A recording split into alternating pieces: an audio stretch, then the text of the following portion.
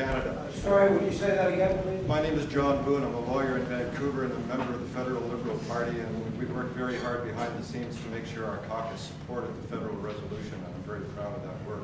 Okay. I want to make a couple of points to the person that spoke in the affirmative here tonight.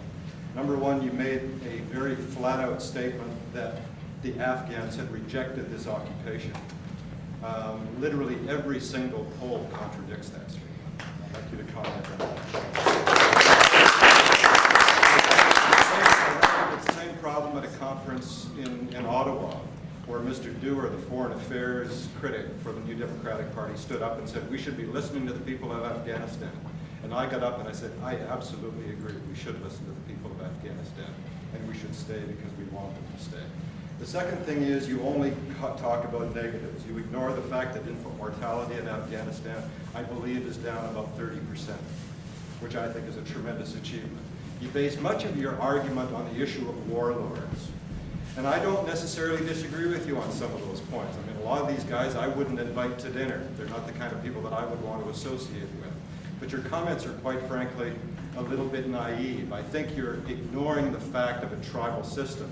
The reality is Afghanistan is still a tribal system.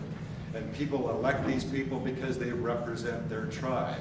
And the idea that you can somehow throw trials together and try these people is just simply naive, unless you're going to have an outside force, such as the NATO force, try them. If you try these people within Afghanistan, the one tribe is going to want the warlord from the other tribe to be tried, but they're not going to want their leaders to be tried.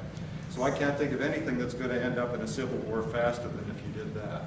And if you impose the same argument on Africa, you'd have to get rid of half of the population there. One final point with respect to somehow the legitimacy of Harper's resolution.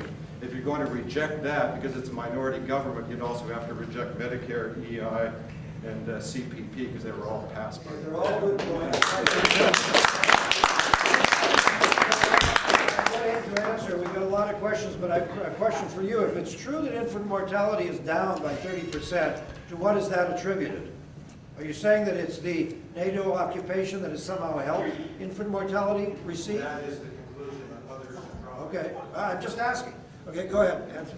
It's the highest infant mortality outside of Africa. Most of the human well-being indicators are the lowest outside of Africa, and again, perhaps Haiti, the other place where Canadian